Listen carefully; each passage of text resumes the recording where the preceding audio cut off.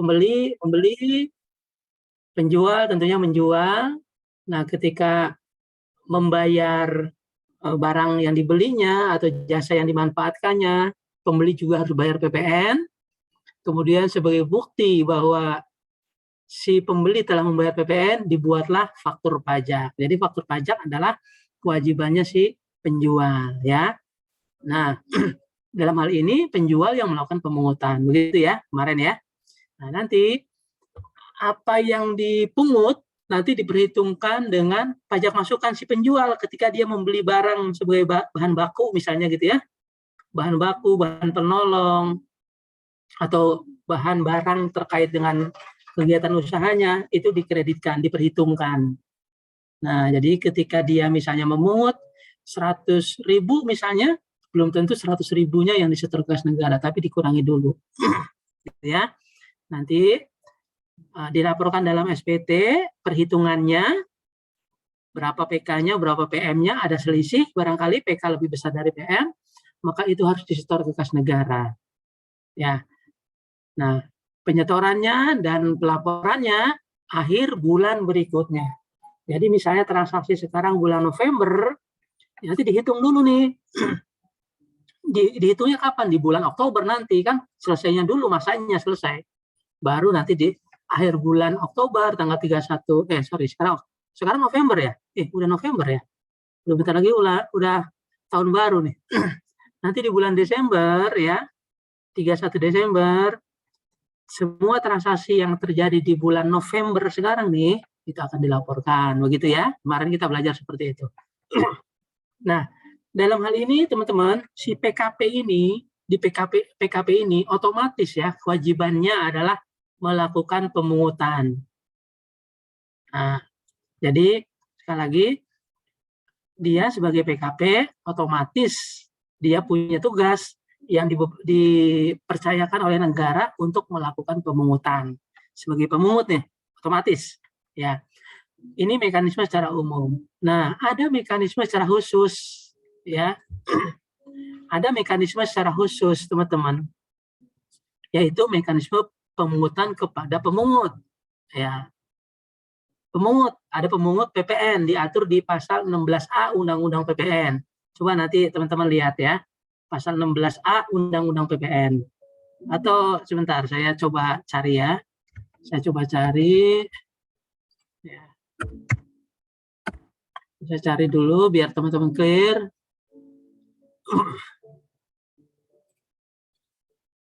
Undang-Undang PPN ya.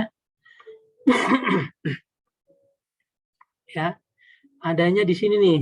Kalau di 42 nggak diubah, adanya di tahun 2000 kalau nggak salah. Ya. 16A. Nah, di sini disebut teman-teman ya. Nah, coba cermati.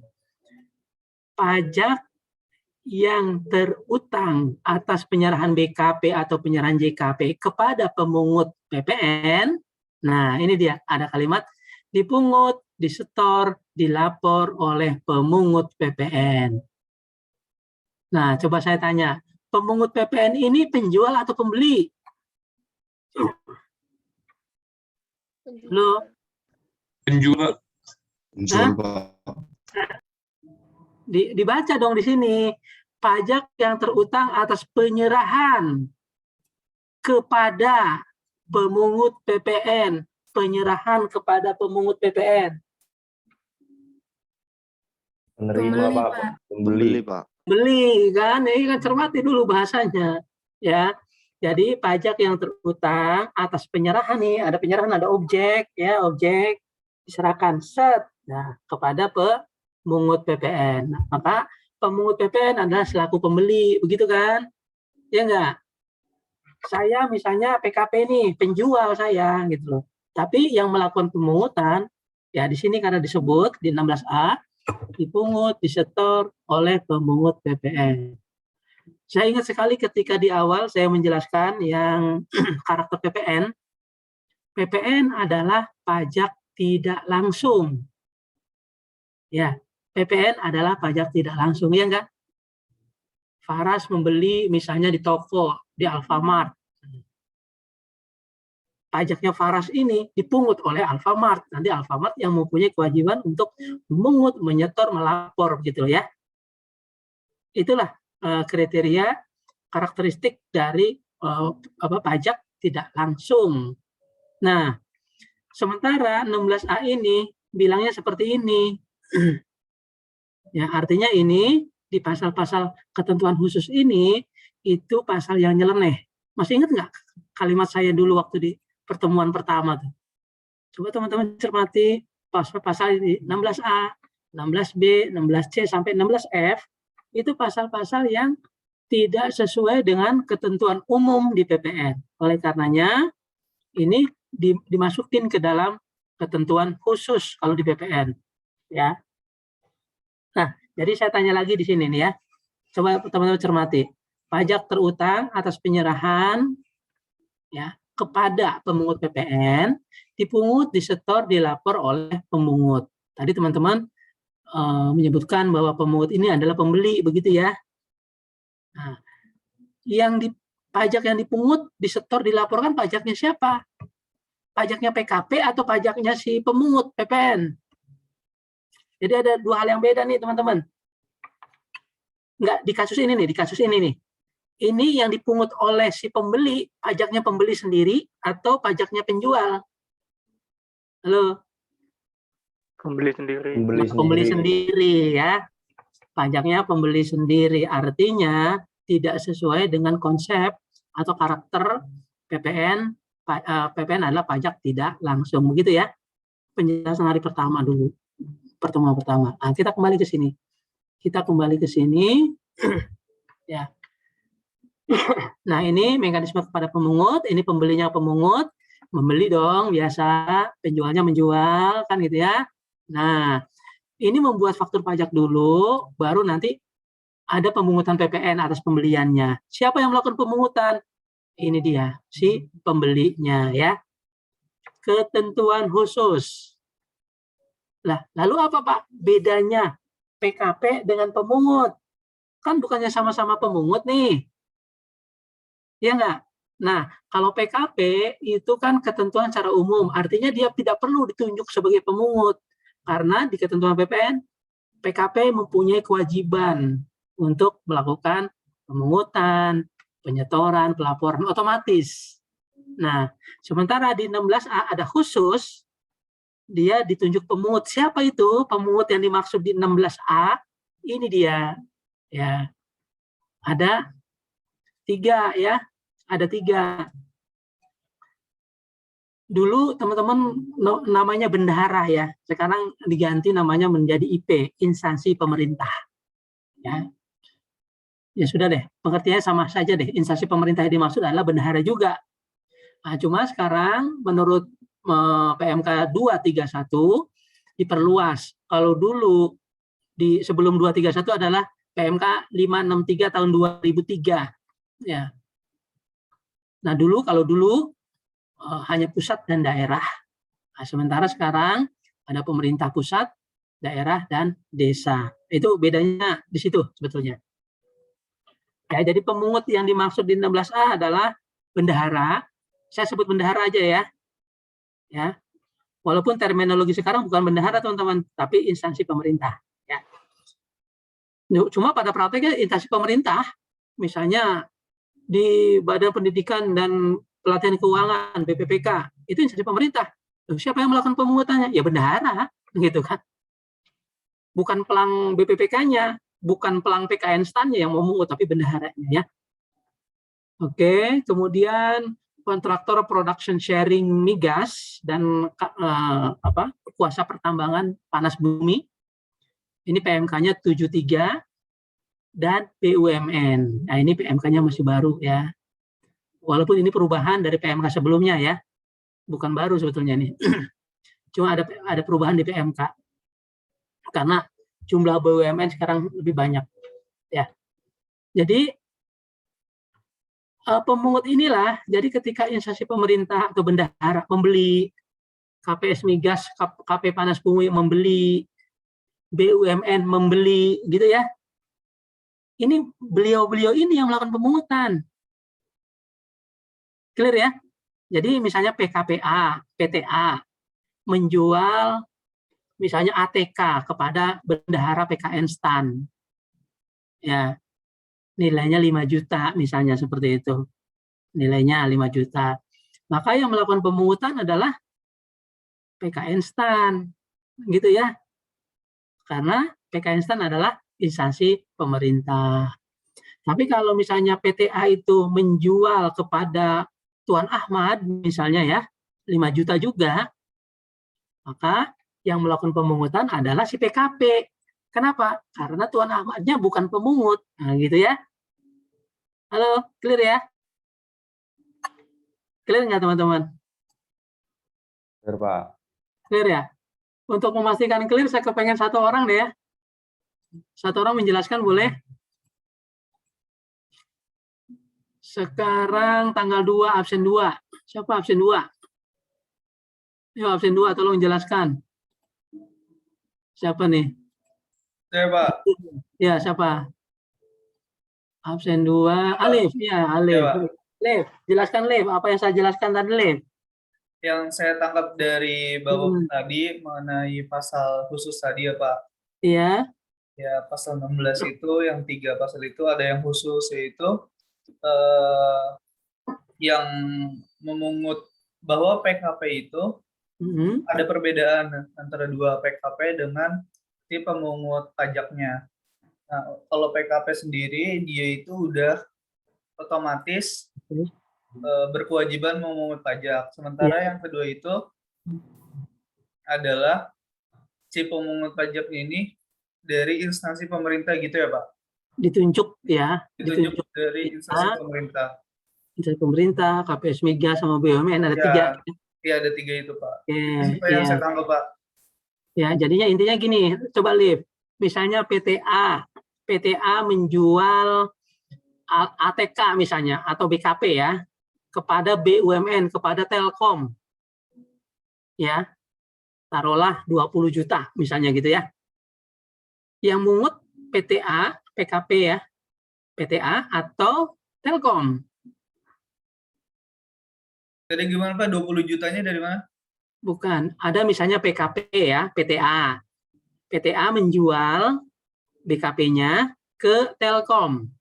Telkom itu BUMN. Nah, yang melakukan pemungutan PPN siapa? PKP-nya tadi, Pak. Nah, berarti tidak sesuai dengan apa yang kamu jelasin. Oh iya, Pak, BUMN. Telkomnya. Kan gini, teman-teman. Mekanisme pemungutan PPN itu kan gini ya, pada dasarnya yang melakukan pemungutan adalah si penjual. Itu dulu. Yang penjual melakukan pemungutan. Skrek, begitu kan? Selesai. Cuma syaratnya penjual harus PKP kan gitu ya. Sepakat kita ya. Jadi kemarin ya. Kalau bukan PKP nggak boleh tuh, haram hukumnya melakukan pemungutan gitu ya. Ya. PKP ini menjual ke seseorang satu pihak. Maka yang wajib melakukan pemungutan adalah PKP. Kecuali kalau dia menjualnya kepada pemungut PPN. Nah, istilah pemungut PPN ini adalah yang ditunjuk ya, teman-teman ya. PKP itu ya walaupun ada kewajiban memungut PPN, dia tidak disebut pemungut. Untuk membedakan itu sebetulnya terminologinya ya, teman-teman ya. Jadi kalau teman-teman mendengar pemungut PPN, bukan PKP ya. Halo.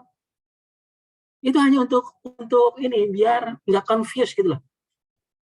Pemungut PPN adalah pihak yang ditunjuk oleh negara untuk melakukan pemungutan PPN. Ditunjuk, bukan otomatis, gitu ya. Jadi kalau misalnya si penjual itu sebagai PKP, nah dia tidak disebut sebagai pemungut PPN, ya. Walaupun pada prakteknya dia memungut kan ya. Bingung teman-teman ya. Ini masalah terminologi saja ini, terminologi saja. Biar teman-teman jangan bingung. Saya ulang ya. Pada dasarnya yang melakukan pemungutan adalah si PKP. Oke, PKP yang menjual kan begitu ya. Dia menjual ke siapa saja dia melakukan pemungutan. Kecuali tiga pihak ini. ketika si PKPA menjual ke bendahara pemerintah lah si pembeli nih, ya pembeli. Maka bendahara pemerintah tersebutlah yang melakukan pemungutan diri sendiri, karena duitnya duit dia sendiri, ya kan? Kan duitnya pembeli, dipungut. Jadi artinya dipungut tuh begini, teman-teman. Misalnya ya, PKPA menyerahkan ke Tuan Ahmad, harganya misalnya 10 juta misalnya. Ya, harganya misalnya 10 juta. Maka Tuan Ahmad akan membayar 11 juta, gitu. Oke? Ya. 1 jutanya nanti akan diperhitungkan, selisihnya nanti akan disetor ke kas negara, begitu kan? Tetapi ketika PKP ini menjual ke instansi pemerintah, misalnya 10 juta tadi ya, 10 juta kepada bendahara, misalnya, bendahara hanya akan memberi uangnya sebesar 10 juta kepada si PKP tersebut. Nah, terus 1 jutanya bagaimana? 1 jutanya nanti di hold oleh dia nih, disetorkan ke kas negara oleh si pemungutnya. Clear nggak? Clear, Pak. Ya, clear. Nah, ini ada kasus nih, misalnya untuk teman-teman, ya, misalnya teman-teman, ya. Tapi kasusnya nanti teman-teman, saya kepengen teman-teman dibuat di ini ya, dibuat di apa namanya, di file. Jadi kayak tugas teman-teman nih, untuk barangkali nanti UTS-nya kurang bagus ya. Nanti dari hasil ini. Nah, tugasnya gini teman-teman. Ya, tugasnya begini. Tugasnya adalah fresh from the oven aja nih. Ya.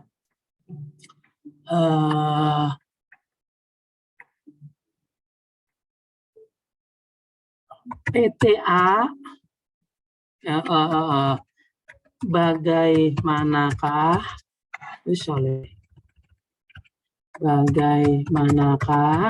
ya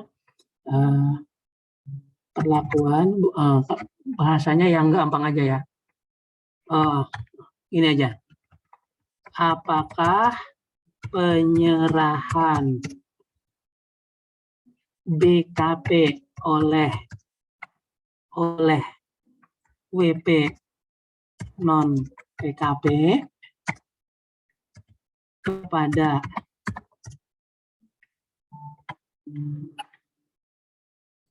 kepada saya sebut bendahara aja ya, bendahara. Ntar dulu.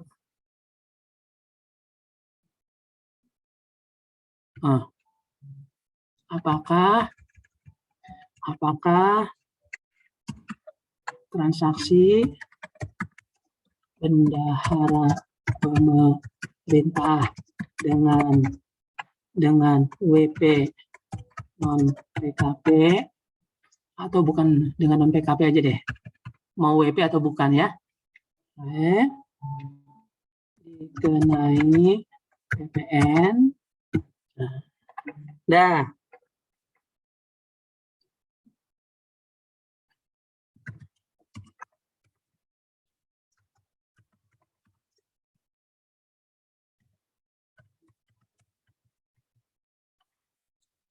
Ya, teman-teman, ini saya menyebutnya ini, teman-teman coba menganalisis ya. Apakah penyerahan kepada bendahara pemerintah oleh non PKP dikenai PPN? Ya, ini ya. Teman-teman nanti coba analisis dari hasil penjelasan saya. Set ya.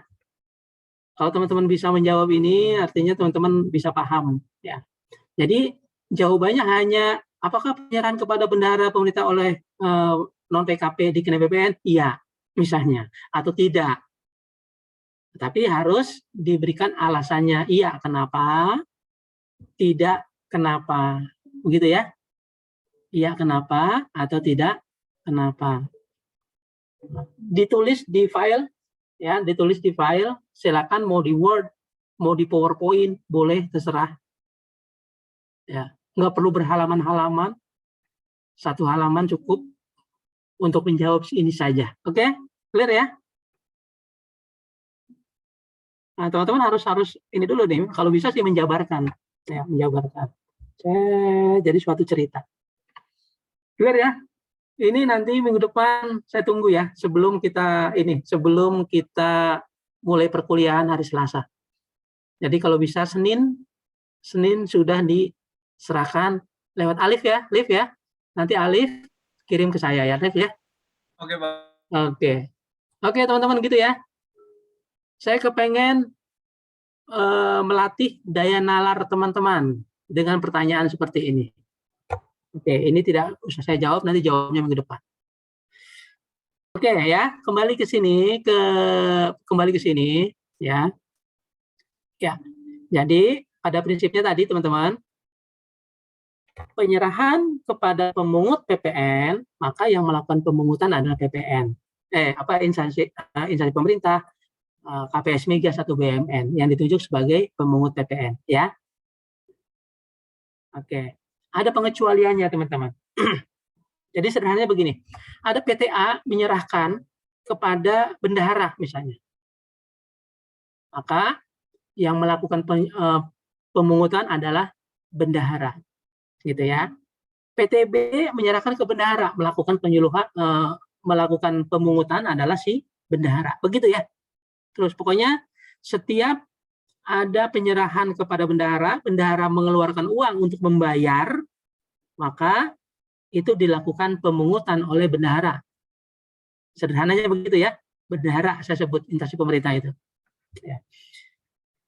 Kecuali kalau misalnya transaksinya seperti ini. PTA menyerahkan nilainya cuma 2 juta kepada bendahara pemerintah. Itu tidak dilakukan pemungutan, teman-teman. Ya. Atau kalau misalnya 10 juta nilainya, paling banyak 10 juta. Ya.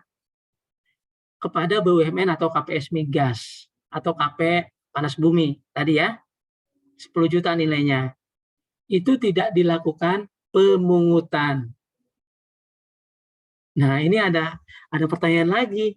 Nah, kalau tidak dilakukan pemungutan, misalnya PTA-nya PKP ya, PTA-nya PKP. Kalau tidak dilakukan pemungutan, terus terutang PPN enggak? Kena PPN enggak? Dikenai PPN enggak? Disetor PPN-nya enggak? Ayo.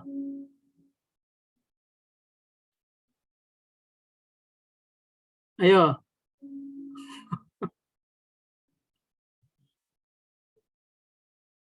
Tadi kan prinsipnya PKP penjual menyerahkan ke satu pihak, yang melakukan pemungutan adalah si PKP penjual. Kecuali kalau si pembelinya itu adalah taruhlah bendahara, taruhlah ya misalnya. Bendahara yang melakukan pemungutan. Nah, jadi transaksi A dengan bendahara yang melakukan pemungutan. Kecuali kalau nilainya 2 juta paling banyak. 2 juta ke bawah. Itu tidak dilakukan pemungutan oleh si bendaharanya. Terus kalau tidak dilakukan pemungutan, jadi ada PPN yang disetor ke kas negara enggak? Ayo. Tarif 0% mungkin, Pak. Tarif 0%. Tarif 0% satu-satunya di dunia ini hanya ketika ekspor. Enggak ada yang lain. Ya. Ketika ekspor. Teman-teman. Ya, kembali ke prinsip awal. Prinsip awal si penjual ya.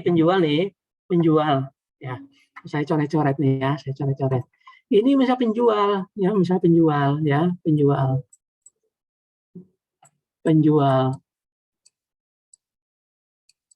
Kan gitu penjual. Kan gitu. Ke pembeli. Pembeli.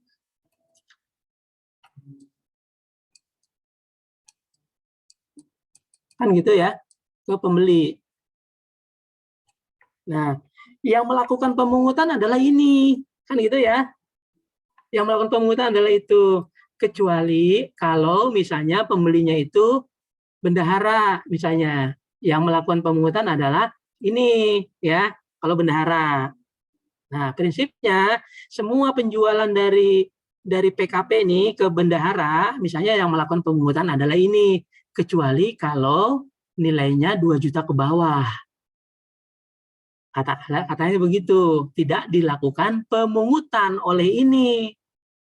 Nah, ketika tidak dilakukan pemungutan oleh ini, maka pemungutannya kembali ke awal, ke sini dong, kan gitu. Iya kan? Iya nggak? Salah saya. Aduh, oke. Oke, teman-teman, ya. Sebentar, saya tulis lagi, misalnya pembelinya, misalnya PTA, misalnya. Ini penjualnya, misalnya PKP, misalnya PKPA. PKPA. Susah ya? Saya kayaknya harus beli ini deh. Saya harus membeli apa namanya tuh? Buat nulis-nulis tuh. PKPA misalnya ya, misalnya gini ya, PKPA. Ya. Ini pembelinya misalnya PT X misalnya ya, PT X misalnya gitu kan. Nah, ya PT X misalnya. Nah, ketika PKPA menjual ke PT X, teman-teman masih ingat nggak kode fakturnya apa, teman-teman? Kemarin kita belajar kode faktur. Ayo, masih ada ingat nggak kode fakturnya apa? Ya, kode fakturnya itu adalah 01, ya, 01. Kalau misalnya ke bendahara, ke IP, instansi pemerintah, teman-teman kalau saya kadang menyebut IP, kadang menyebut bendahara, anggaplah itu sama ya, untuk sederhananya ya. Kalau PKPA menyerahkan ke IP, dia 02. Nah, 02.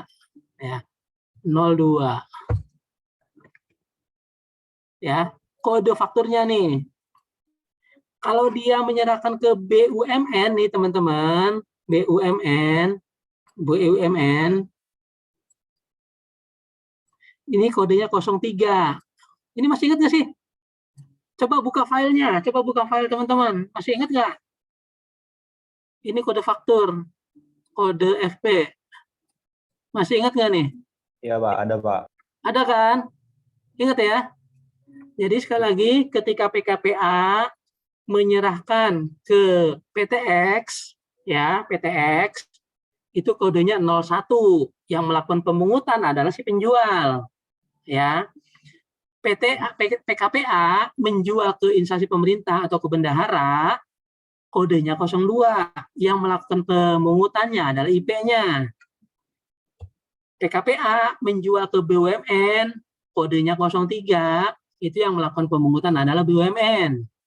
Nah, sekarang bagaimana kalau misalnya nilainya ini misalnya tadi 2 juta atau 1.800.000 misalnya, 1.800.000 misalnya nilainya. Kan di bawah 2 juta nih. Ya. 2 juta juga nggak dilakukan pemungutan. Kalau penyerahannya 1.800.000, maka bukan ini yang melakukan pemungutan. Kembali ke sini. Makanya kodenya berubah menjadi 01. Gitu, ininya coret. Kalau nilainya di bawah 2 juta. Kalau BUMN di bawah 10 juta, misalnya 9 juta, misalnya gitu kan, misalnya 9 juta. 9 juta misalnya gitu ya. Maka bukan BUMN yang melakukan pemungutan, dia kembali ke penjual sana. Kodenya 01 di fakturnya. Gitu ya. Kode di fakturnya 01, bukan ini yang melakukan pemungutan. Clear ya, teman-teman ya? Mudah-mudahan clear lah.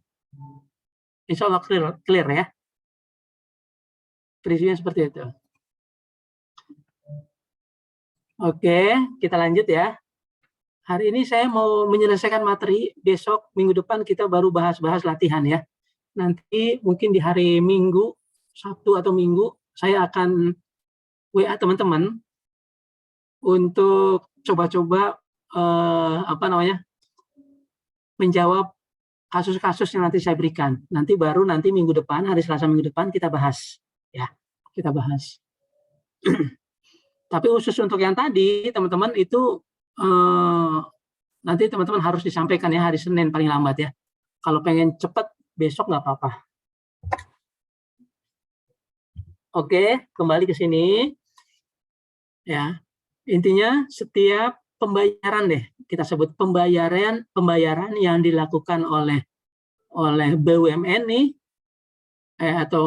oleh bendahara, kalau nilainya di atas 2.100.000 misalnya, itu yang melakukan pemungutan adalah si bendahara. Tetapi kalau nilainya 2 juta ya ke bawah, itu yang melakukan pemungutan tetap sih kembali ke konsep awal, ketentuan umum, yaitu si penjual. Begitupun kalau misalnya PKP tersebut menyerahkannya ke BUMN, ya, ke BUMN nilainya misalnya 9 juta, maka bukan BUMN yang melakukan pemungutan, tetapi kembali ke PKP, gitu ya. Kodenya, kode faktur pajaknya menjadi kembali ke 01, walaupun penyerahannya ke BUMN. Walaupun penyerahannya ke instansi pemerintah, tetap kodenya 01. Gitu ya. Soalnya banyak sekali teman-teman pajak ya, ketika ini, wah di bawah 2 juta, jadi tidak dilakukan pemungutan. Ketika tidak dilakukan pemungutan, nggak ada PPN-nya katanya. Wah kacau kan dunia ini kan. Iya nggak? Waduh, ya nanti semua WP nyerahkan aja semua ke ini, ke bendahara yang nilainya di bawah 2 juta, kan gitu. Oke ya. Kemudian penyerahan apalagi atau pembayaran apalagi yang dilakukan oleh bendahara ataupun untuk BUMN yang tidak dilakukan pemungutan oleh mereka, yaitu adalah kok lari-lari. Ya, pembayaran dengan kartu kredit pemerintah, ya. Misalnya pemerintah membayar dengan kartu kredit, ya, kartu kredit. Ya. Itu tidak dilakukan pemungutan, ya. Jadi ketika tidak dilakukan pemungutan, maka PPN-nya nanti si pembelinya nanti ya, si penjualnya yang melakukan pemungutan. Ya. Jadi gini teman-teman, misalnya Pusdiklat Pajak nih membeli ATK ya kepada Lotte Mart misalnya gitu kan, karena kepepet tidak pakai lelang misalnya gitu ya, jadi langsung beli di tempat misalnya gitu, misalnya gitu ya, nilainya taruhlah 5 juta misalnya gitu ya, pakai kartu kredit pemerintah. Nanti tetap dia bayarnya si instansi pemerintah itu bendahara tersebut 5.500.000 gitu ya. Jadi walaupun di atas 2 juta nih, di atas 2 juta, tapi kalau pembayarannya dengan kartu kredit nih set ya. Nah, DPP-nya misalnya 5 juta, maka pemerintah akan membayar, instansi pemerintah akan membayar 5.500.000 begitu ya. Kemudian untuk pengadaan tanah ya. Nah, khusus untuk instansi pemerintah saja nih. Misalnya pemerintah membayar pembebasan lahan, maka tidak dilakukan pemungutan tuh, tidak dilakukan pemungutan ya, tidak dilakukan pemungutan ya untuk pengadaan tanah ya. Tapi kalau misalnya untuk BUMN tetap nanti ada PPN-nya, dilakukan pemungutan tetap oleh BUMN ya. Itu bedanya sedikit di sini antara IP dengan BUMN atau KPS Migas. Kemudian BBM dan bukan BBM oleh Pertamina. Nah, jadi kalau misalnya si bendahara nih, pemerintah kan punya mobil-mobil dinas nih, membeli BBM misalnya, membeli BBM. Ya, misalnya membeli BBM, nilainya barangkali wah armadanya banyak, udah sekalian aja 10 juta beli. PK instan tuh untuk ngisi ininya, ngisi busnya misalnya. Ada berapa bus punya PK instan diisi. Wah, sekali ngisi 10 juta misalnya gitu kan. Karena beberapa bis. Nah, tetap tidak dilakukan pemungutan ya. walaupun nilainya lebih dari 2 juta, tidak dilakukan pemungutan. Karena nanti yang melakukan pemungutan adalah si Pertamina-nya ketika dia menyerahkan ke si ke pom bensin seperti itu ya. Jadi tidak kena. Atau misalnya si bendahara pemerintah membeli oli ini, kan bukan BBM nih. Oli produksinya Pertamina. Beli 5 juta misalnya gitu. Maka itu juga tidak dilakukan pemungutan ya.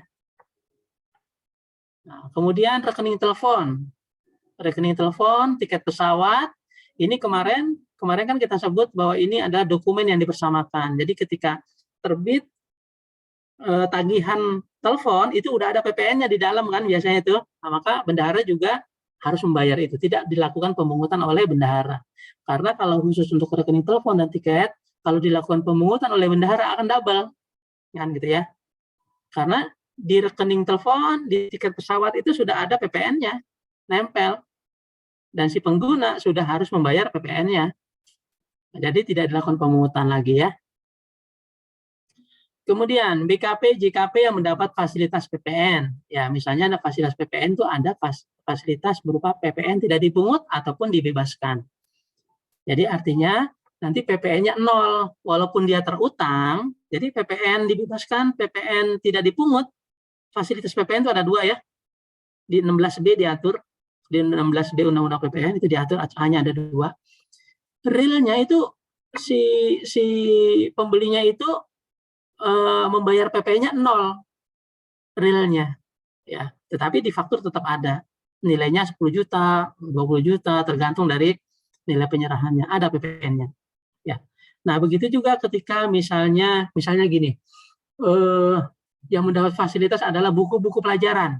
Nah, bendahara Kemendikbudristek misalnya membeli sejumlah buku-buku pelajaran, buku-buku akuntansi berupa buku pelajaran untuk di kampus. Dia membeli senilai 100 juta. Ya. Dari suatu percetakan misalnya. Nilai 100 juta nih, fantastis nih, besar nih. Nah, karena buku-buku pelajaran itu dapat fasilitas PPN, maka bendahara Kementerian Kemendikbudristek tadi itu tidak melakukan pemungutan ya. Karena PPN-nya 0 gitu. Apa yang dibayar orang PP-nya 0, nggak ada yang dipungut kan gitu, tidak dilakukan pemungutan. Kemudian barang jasa yang tidak terutang PPN, misalnya BUMN, dalam rangka untuk ini ya, untuk CSR ya, CSR ya, membeli misalnya 10 ton beras, gitu kan, 10 ton beras. Beras kan tidak terutang PPN ya, non BKP, maka tidak dilakukan pemungutan tuh oleh si BUMN tadi. Begitu ya teman-teman ya, cara bacanya seperti itu. Oke, sampai sini ada pertanyaan? Ayo, ada pertanyaan? Bertanya Pak. Ya. Almas. Ya Pak. Tadi kan waktu Pak Jeffrey jelasin soal rekening sama tiket pesawat itu karena itu seperti dokumen yang dipersamakan dengan faktur pajak. Berarti selain 2 ini yang pokoknya semua yang dipersamakan dengan faktur pajak itu ya Pak, tetap masuk pengecualian ya Pak? Kalau kayak misal rekening internet gitu Pak. Rekening internet sih? Iya. Kemarin yang dokumen yang dipersamakan kan ada PNBP dari Bulog, kemudian dari apa ya? Dari mana banyak ya sebetulnya ya. Ada beberapa yang dipersamakan. Nah, ketika ini tidak disebutkan di sini, teman-teman, berarti kan bisa dilakukan pemungutan. Ya, misalnya PNBP dari Bulog misalnya gitu ya. Nah, PNBP dari Bulog itu adalah dokumen yang dipersamakan sebetulnya. Tapi ketika tidak disebutkan di sini sebagai pengecualian, bendahara misalnya membeli apa ya, yang terutang PPN apa ya dari Bulog apa ya? Kayaknya nggak ada ya, tidak terutang PPN semua ya kalau dari Bulog ya, beras, gula, apalagi kalau Bulog jualan.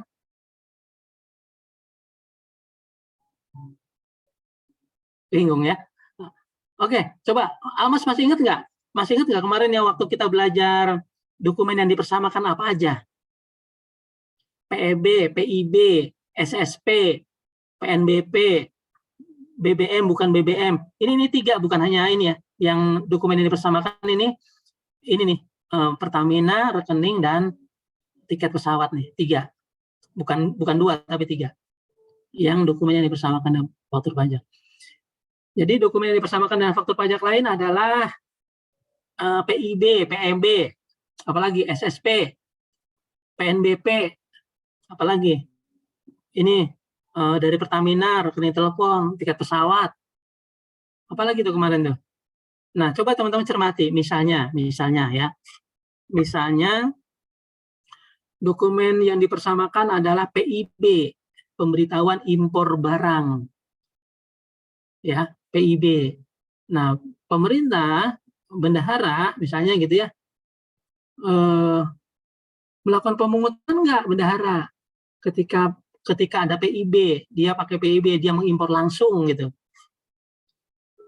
Ya artinya bukan melakukan pemungutan, ya emang seharusnya ketika dia impor dia bayar PPN kan sama, jadi ketentuannya umum kayak gitu.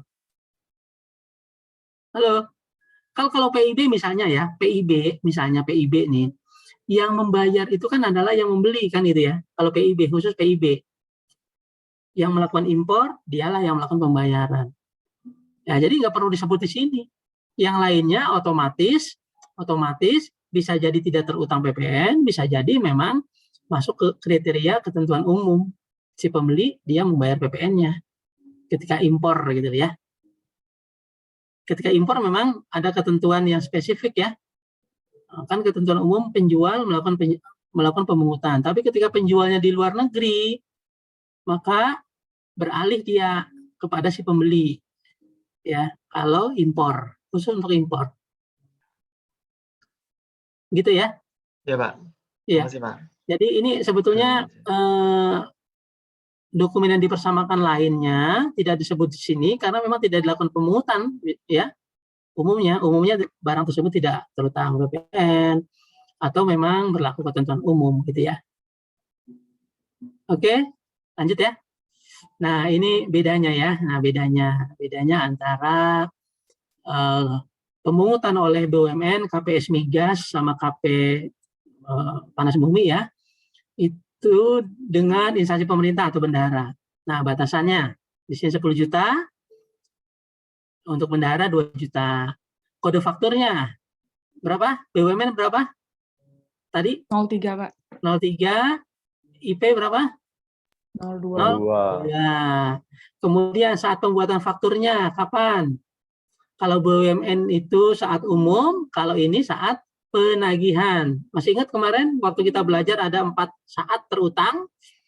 Pertama adalah saat penyerahan, yang kedua adalah saat pembayaran, ya.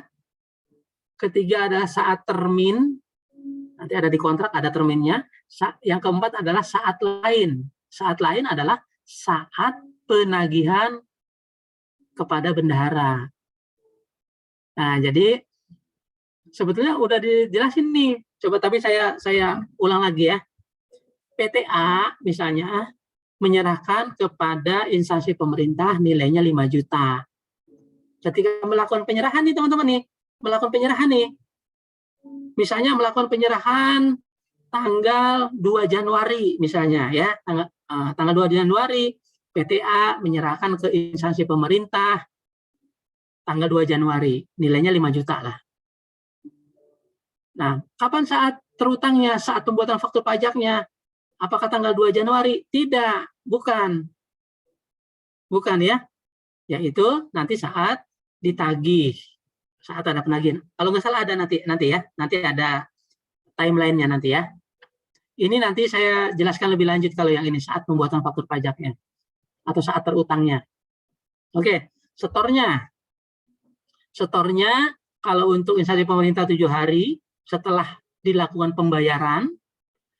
Kalau BUMN, KPS Migas adalah tanggal 15 bulan berikutnya. Jadi kalau sekarang misalnya ada terjadi transaksi PTA dengan instansi pemerintah, misalnya hari ini tanggal 2 nih, 2 November. Ya. Maka ketika untuk instansi pemerintah ya, itu nanti belum terutang. Tapi kalau misalnya hari ini dibayar, hari ini dilakukan penagihan, kemudian hari ini dibayar oleh si BUMN, hari ini nih misalnya tanggal 2, maka tanggal 9 itu harus disetorkan ke kas negara, gitu ya. Nanti ini nih saya ulang penjelasannya saat pembuatan faktur pajak, setor ya dan lapor nanti di slide berikut nih ya. Nah, ini pelaporannya 1107 put ya, dua-duanya 1107 put.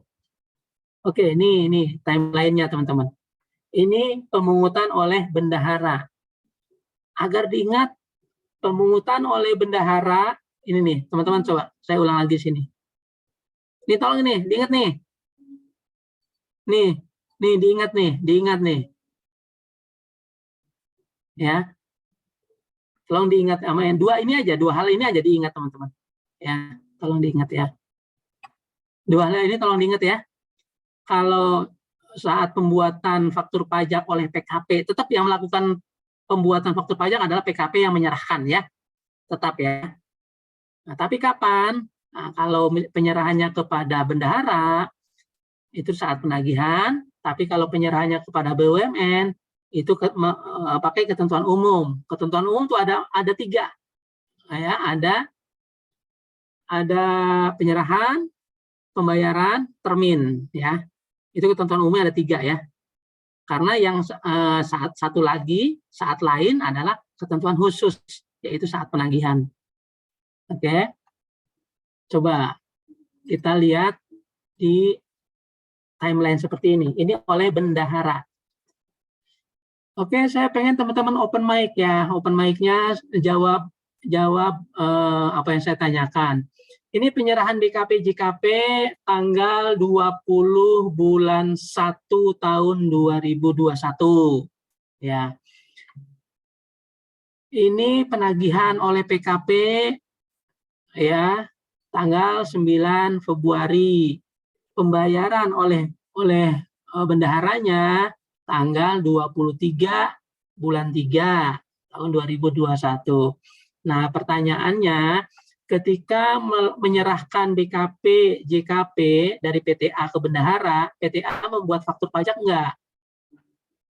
Halo? Iya, Pak. Tidak, Pak. Enggak, Pak. Iya atau enggak? Enggak. Enggak. Kapan dia buat faktur pajaknya? Saat penagihan. Nah, ya. Jadi saat di sini ya, saat penagihan ya. Nah, ini dia nggak ngapa-ngapain nih, cuma nyerahkan gitu aja PTA-nya. Kalau ke bendahara, berbeda kalau ke umum ya, ketika menyerahkan langsung buat faktur pajak. Tetapi khusus untuk bendahara, karena saat terutangnya ada saat khusus ya, saat lain, kan ada 4 saat terutang itu,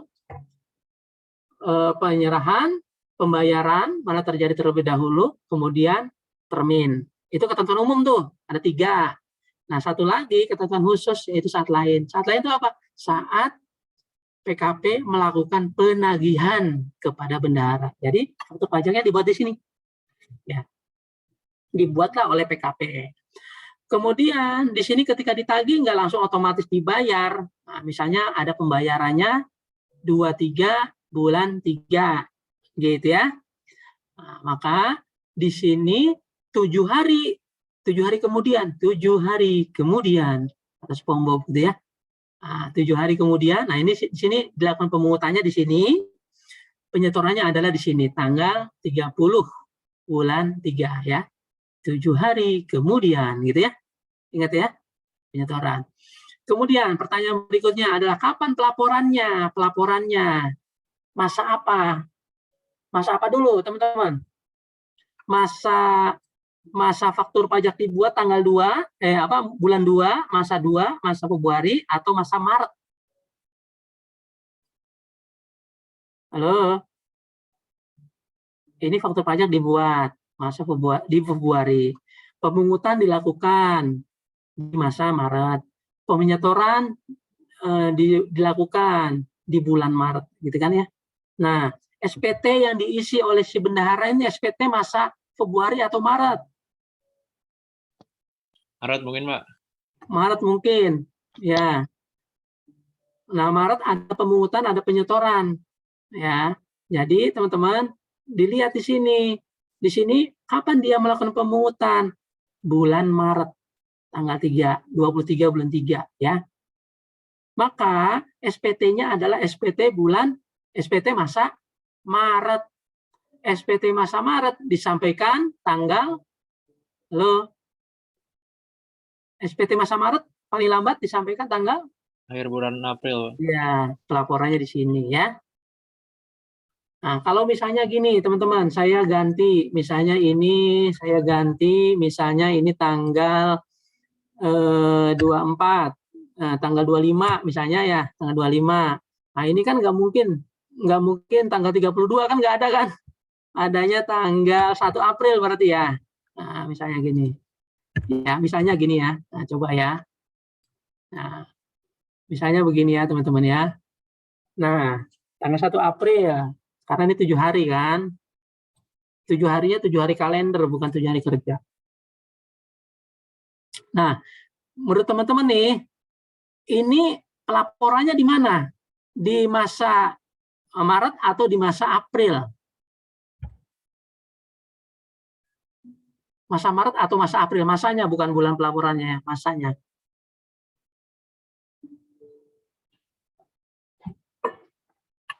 Halo?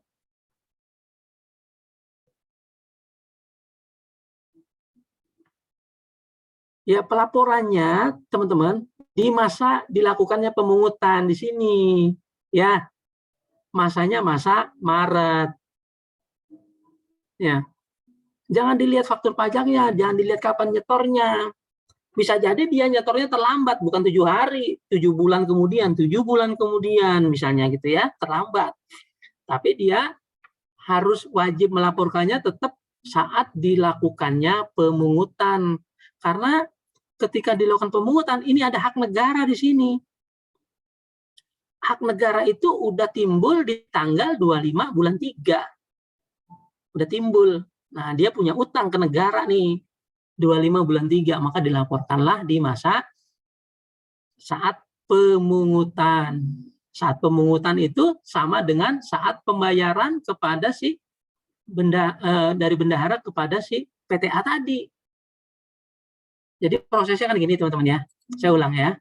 Prosesnya PTA menyerahkan barang, ATK misalnya, 5 juta nilainya.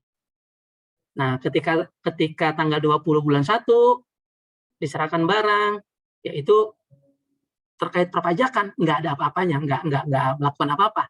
Tidak membuat faktur, tidak melakukan pemungutan gitu ya. Ya. Oke, teman-teman ya. Nah, kemudian tanggal 9 bulan 2 dilakukan tagihan. Saya kemarin ada penyerahan, dilayangkanlah tagihan. Tagihan. Nah, ketika dilayangkan tagihan, dilengkapi dengan faktur pajak. Gitu ya. Makanya faktur pajak dibuat bersamaan dengan saat penagihan. Karena itu berupa lampiran nanti kan. Ini faktur pajaknya. Oke. Nah, setelah melihat tagihan dan ada faktur pajak di situ, dilakukanlah pembayaran. Misalnya punya uangnya kira-kira sebulan setengah kemudian, tuh kan. Hampir 2 bulan kemudian, ya nggak? Kan gitu loh. Baru dibayar atas transaksi yang tanggal 20 bulan 1 ini dibayar. Karena biasanya gitu, bendahara nggak selalu punya uang di masa tersebut atau uangnya kepakai untuk yang lain misalnya. Oh, baru bayar di tanggal 25.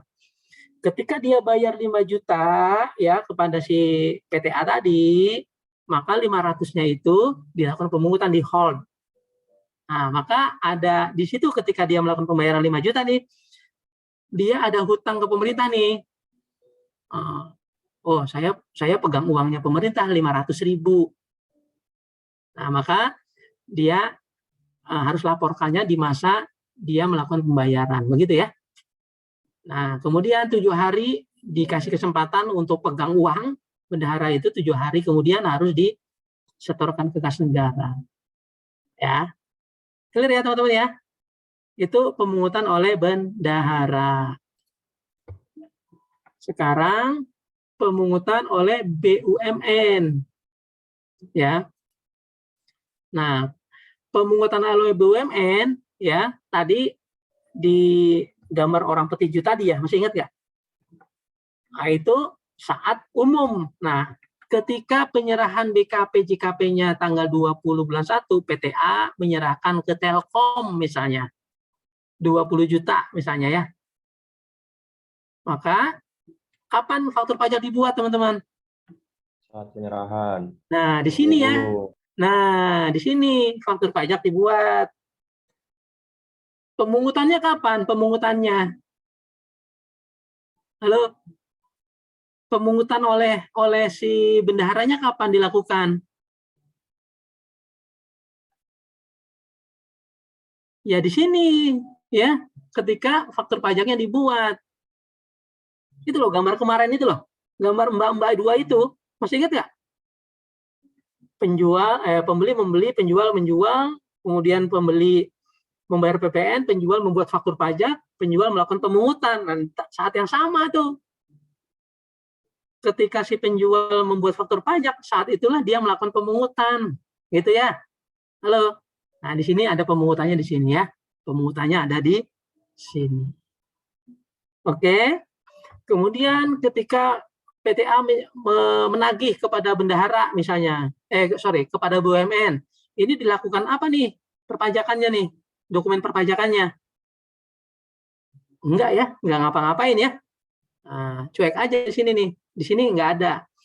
Hanya saja di sini penyetorannya tanggal 15 ya, bulan berikutnya. Nah, pemungutannya kan bulan 1 nih. Pemungutannya bulan 1, maka penyetorannya tanggal 15. Ya. Kan tadi tuh yang gambar orang tinju tadi, makanya saya harus teman-teman harus ingat. Kemudian tanggal 28 SPT-nya masuk ya. Kan akhir bulan kan? Ya, akhir bulan. Kan tahun 2021 tidak habisat ya. Normal ya tanggal 28 ya berarti ya. Tanggal 28. Ya. Nah, di sini nggak ada lagi nih, kasus-kasus ini nggak ada lagi nih. Kasus pembayaran ini nggak ada lagi nih. Ya, nggak ada lagi sini. Ya. Ini nggak ada lagi kasus-kasusnya. Udah selesai di situ di pelaporan ya. Halo, clear kah? Sampai sini? Sebentar.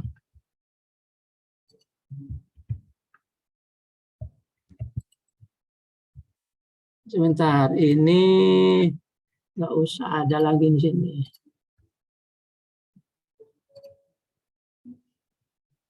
Oh, kita ganti aja lah nih. Oke.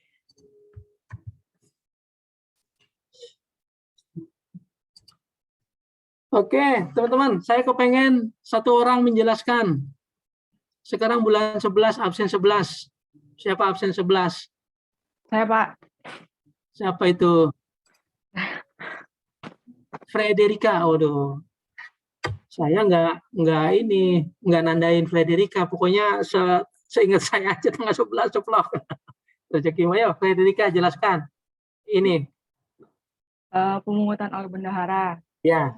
Oke, di sini pertama penyerahan BKP JKP itu tanggal 20 bulan 1. Berarti itu ya udah penyerahan aja. Penyerahan aja. Ya. Terus kan ada tuh kalau instansi pemerintah ini tahap pembuatan faktur pajaknya itu saat penagihan. Ya. Nah, pada tanggal 9 bulan Februari itu kan penagihan, di situ juga dibuat faktur pajaknya. Oke. Nah, terus? Lalu setelah dibuat faktur pajaknya itu habis mungut ya, Pak? Ya, harus membuat dia melakukan pembayaran dulu. Oh. Ada pembayaran dulu itu dia. Ada pembayaran. Ada duit nggak dia untuk bayar? Oh. Iya. Terus coba aja dulu. Terus pembayarannya dilakukan pada tanggal 25 Maret tahun 2021. Iya. Terus itu kan karena pembayarannya itu tanggal 25 Maret, berarti itu batas terakhir untuk bayarnya itu di masa Maret. Oke. Terus lagi ya? Ini dilakukan pemungutan di sini ya. Ya. Terus? Terus setelah dipungut itu kan ada pelaporan. Ya. Nah, ada Penyetoran penyetoran. dulu. Penyetoran tanggal? Dia kan April. mungut nih. Nah, 7 hari. mungut 7 7 hari. 1 April ya. Ya. 1 April. Ya. Oh iya. Iya, 1 Terus, April. ya, Kemudian? habis disetor, baru dibuat laporannya, Iya. dilaporkan. Kapan itu? Paling terakhir tuh, karena masa Maret ya, itu paling terakhir tuh akhir April. 30 ya. Iya, 30 April. Gitu ya? Ya, Pak. Gitu ya. Kalau untuk IP ya. Kalau untuk BUMN, tanggung deh kalian jelasin lagi. Karena suaranya enak didengar soalnya. Daripada saya. Kalau untuk BUMN kan pembuatan faktur pajaknya itu kan berdasarkan ketentuan umum, kan ada penyerahan, itu kan ada 3 tadi penyerahan, penyerahan dan lain-lain. Karena di sini penyerahan berarti di situ juga dibuat faktur pajaknya. Oke. Terus kapan pemungutannya? Pemungutannya juga pada saat itu. Oke, pada saat ini ya. Oke. Ya. Terus selanjutnya dilakukan penagihan itu di tanggal 9 bulan Februari. Ngapain nih? Iya.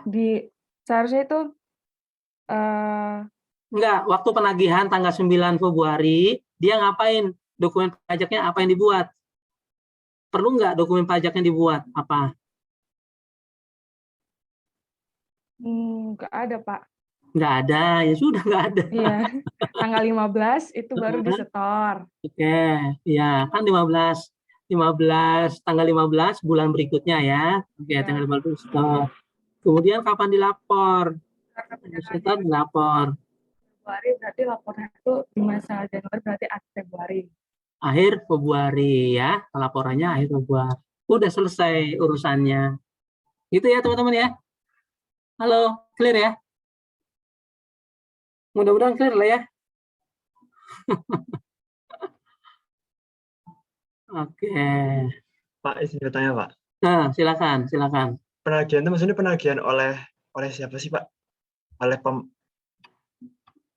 kan gini, yang disebut penagihan sini bukan oleh jurusita, bukan. Jadi ketika misalnya Almas misalnya punya perusahaan menjual ke satu pihak, jual set, gitu kan. Kok perusahaannya belum bayar, kan nagih gitu. Pak, kemarin yang saya serahkan barang yang tanggal 20 bulan 1 belum dibayar, ini tagihannya Pak ya, kayak gitu. Nah itu maksudnya mengingatkan untuk membayar. Tagihan itu suatu hal yang biasa di dunia bisnis ya, gitu, Almas ya. Jadi berbeda dengan pelajaran kalian ketika penagihan pajak, beda itu, bukan itu ya.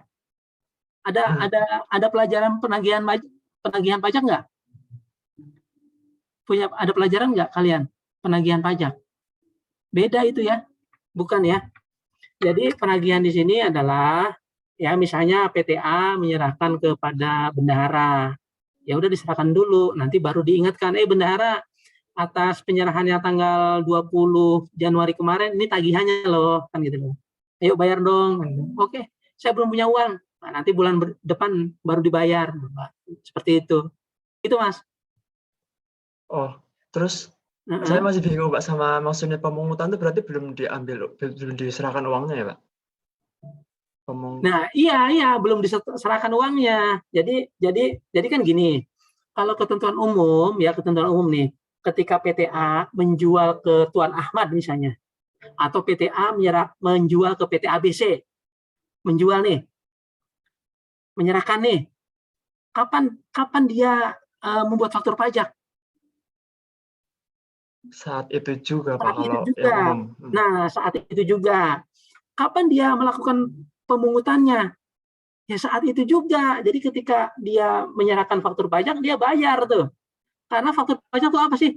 Bukti pungutan pajak. Jadi artinya ketentuan umum nih, ketika PTA menyerahkan ke PTB, ke PTX, ke PTY misalnya gitu ya, atau ke Tuan Ahmad, maka orang-orang ini bayar. Orang ini bayar. Nah, sebagai bukti bahwa ini orang ini bayar, khususnya bayar PPN-nya, nih faktur pajaknya. Gitu loh. Jadi sebetulnya saat pembayaran oleh si pembeli, saat pembuatan faktur pajak, saat pemungutannya itu sama tanggalnya. Gitu loh. Nah, contoh Almas datang ke ini Alfamart. Beli misalnya apa? Beli misalnya Aqua misalnya gitu ya. Almas kan bayar Aquanya. Almas juga bayar PPN-nya. Nah, saat itulah ketika Almas bayar PPN-nya, si Alfamart itu membuat faktur pajak. Faktur pajaknya faktur pajak pedagang eceran kan kemarin kita sebut ya. Nah, disitulah saat pemungutannya. Gitu loh, Mas. Ya. Nah, untuk kasus-kasus tertentu untuk kasus tertentu bisa jadi tidak serta-merta bayarnya langsung saat itu, ya, tetapi ada jeda, ada waktu. Dia penyerahan barang dulu, baru nanti pembayarannya berikutnya, kan gitu loh. Nah, ketentuan di PPN ketika barang itu diserahkan sudah terutang nih, sudah terutang, gitu kan?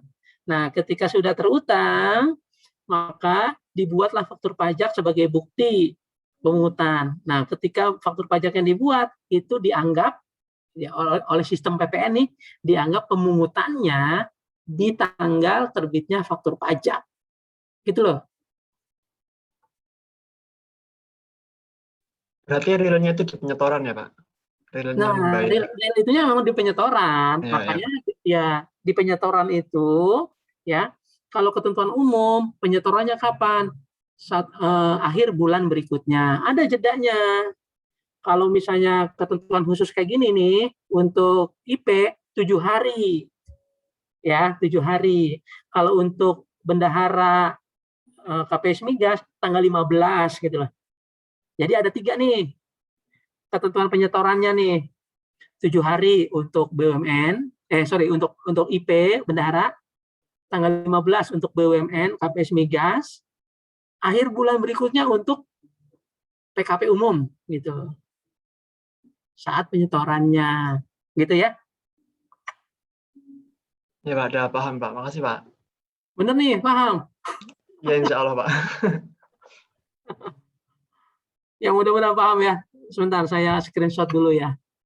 Buat ini. Oke, sambil ini teman-teman, silakan ini. Saya beresin administrasi dulu. Tapi rencana saya mau menyelesaikan yang materi yang untuk minggu depan, sehingga minggu depan pertemuan ke-7 kita tinggal diskusi saja. Sebentar, saya beresin dulu bentar ya. Mana sih file saya? Sekarang pertemuan 6. Pertemuan 6. Cekrek ya, pertemuan 6. Oke, ini terkait dengan pemungutan udah oke ya, teman-teman ya. Saya pindah ke satu lagi. Ini sebetulnya materi nanti minggu depan, pembahasan minggu depan di RPS. Cuma saya tarik biar minggu depan kita konsentrasi di latihan ya, di pembahasan kasus-kasus. Ya. Oke. Nah, ini masuk ke. Tapi sebentar ya, saya tutup kuliah dulu, nanti lupa ya teman-teman ya. Saya tutup kuliah dulu ya. Kan boleh ditutup kan kuliahnya ya teman-teman ya. Sebentar ya. Udah boleh ya? Faras udah boleh ya? Ditutup ya? Iya Pak, udah boleh Pak. Udah boleh ya? Pertemuan 6. Nggak, biar nanti kita nggak rugi semua. Nanti saya rugi, teman-teman pada rugi. Ini hadir semua kan? Hadir semua. Rekap. Oh, kok tidak hadir? Berapa? Hadir. Rekap 28 hadir, 0 tidak hadir. Simpan. Oke, saya tutup dulu ya. Biar tenang kita. Cekrek. Udah 1 jam. Udah 1 jam kan? Oke, udah aman. Nah, kita masuk ke sini, kelihatan ya gambar mobil ya teman-teman ya. Nah, kita masuk ke PPNBM ya, PPNBM. Nah, pengertian PPNBM ini teman-teman kemarin waktu hari pertama kita kuliah ya, kan ada PPN kecil, ada PPN besar. Maksudnya masih ingat nggak? PPN kecil itu apa, PPN besar itu apa? Masih ingat nggak teman-teman? Pertemuan pertama kita, N-nya kecil. Ini PPN kecil untuk penjualan, Pak. Nah, PPN kecil, N-nya kecil, pajak penjualan. Kalau N-nya besar, pajak pertambahan nilai. Ya, ini teman-teman jangan kejadian kayak saya dulu ya. Waktu saya dulu diklat ya, diklat. Jadi saya masuk kemudian dari sarjana ya. Jadi nggak ngerti pajak awalnya. Ketika belajar ada PPN kecil, PPN besar apa sih? Sampai saya bekerja baru ngerti. Oh, PPN kecil itu pajak penjualan karena N-nya kecil.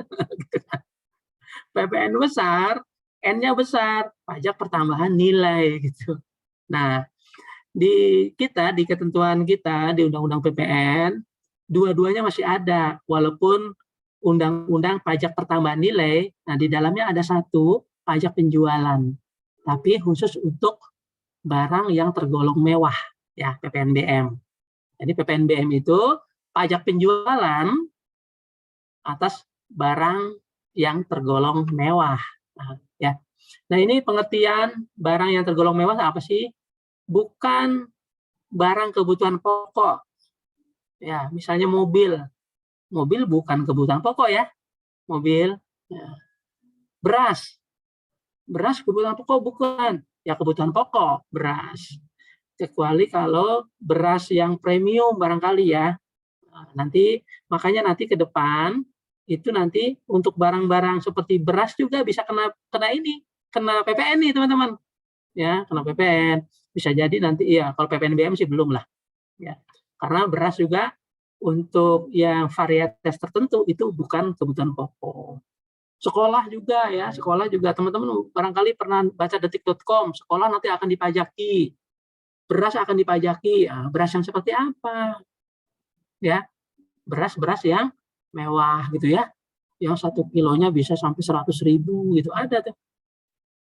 Nah, begitu juga sekolah ya, sekolah. Kalau pakai stan ya tetap gratis. Tapi kalau kalian misalnya Faras kuliahnya di UPH, uang papa habis, masa nggak dipajakin gitu kan ya? Mahal banget itu kan. Ya, kan nggak adil tuh ya. Ya, masa orang sekolah sampai segitunya mahal banget sampai uang papanya bisa habis itu. UPH. Dikonsumsi oleh masyarakat tertentu ya. Nah, jadi hanya orang-orang tertentu saja yang bisa mengkonsumsi barang yang tergolong mewah tersebut ya. Kemudian dikonsumsi oleh masyarakat berpenghasilan tinggi. Dan satu lagi dikonsumsi untuk menunjukkan status. Nah, contoh mobil misalnya ya. Mobil, rumah mewah misalnya. Itu bukan barang kebutuhan pokok. Dia dikonsumsi oleh masyarakat tertentu saja. Misalnya penggemar Lamborghini, penggemar Ferrari misalnya gitu kan. Dia masyarakat tertentu saja, bagian kecil. Kemudian dikonsumsi oleh masyarakat berpenghasilan tinggi. Nah, siapa yang mampu membeli itu? Ya orang-orang yang berpenghasilan tinggi kan gitu ya. Nah, kemudian dia dikonsumsi juga untuk menunjukkan status. Keren, Lamborghini cing, Ferrari cing, kan gitu ya. Bukan kayak kita mobilnya carry gitu ya. Kalau di jalan tol selalu carry itu, kesalip sama Ferrari. Gitu ya. Nah, itu pengertian dari barang yang tergolong mewah. Nah, kenapa sih atas barang yang tergolong mewah ini dikenai PPNBM? Ya, kenapa? Karena kita belajar dari awal bahwa PPN sebagai pajak objektif. PPN itu sebagai pajak objektif, jadi atas objeknya saja. Teman-teman masih ingat nggak ketika saya menjelaskan ini contohnya apa, teman-teman? Kemarin waktu pertemuan pertama deh. Contohnya apa tuh? Waktu saya menjelaskan PPN itu pajak objektif. Contohnya, misalnya, masih ingat nggak? Saya membeli misalnya kemarin lah apa ya Handphone misalnya, taruhlah membeli handphone. Handphone ini anggaplah nilainya cuma 2 juta misalnya gitu ya. Saya membeli handphone ini nilainya 2 juta. Faras sebagai mahasiswa STAN ya, yang belum lulus gitu kan, membeli ini juga harganya 2 juta juga. Bapak direktur STAN, para Rahmadi misalnya, membeli handphonenya kayak gini juga, mereknya sama, spesifikasinya sama, ya 2 juta juga kan gitu ya. Ya, artinya nih kita semua bertiga membeli handphonenya nilainya sama 2 juta. Tetapi beda bebannya. Ya, bagi Pak Rahmadi 2 juta nih, kalau kata Frederick kan dari tai gigi aja Pak ya.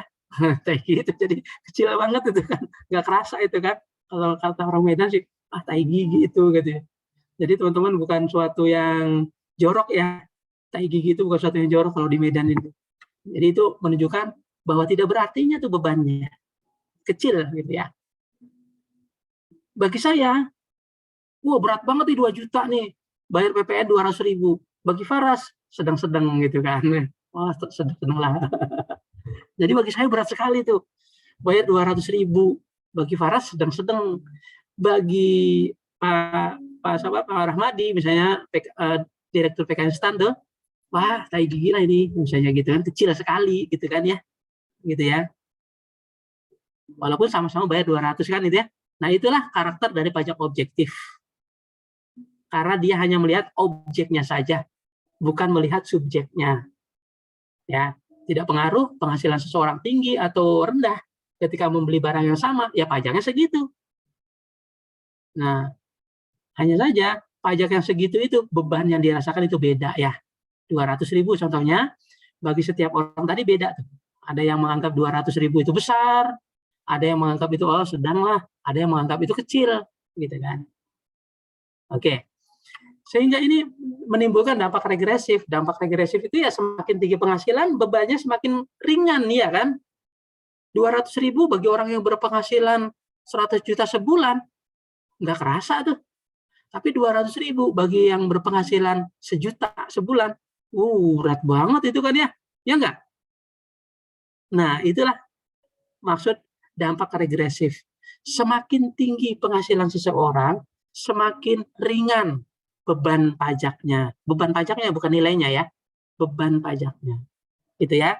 Nah, oleh karenanya, untuk mengurangi regresivitas PPN ini, maka untuk BKP yang tergolong mewah, dikenakan pajak tambahan. Loh, kenapa atas barang mewah saja? Ya, tadi yang barang mewah kan ya dikonsumsinya oleh masyarakat tertentu yang berpenghasilan tinggi saja. Kayak saya mah, saya nggak mengkonsumsi barang mewah kan begitu. Jadi tidak ada urusan saya untuk membayar pajak di situ.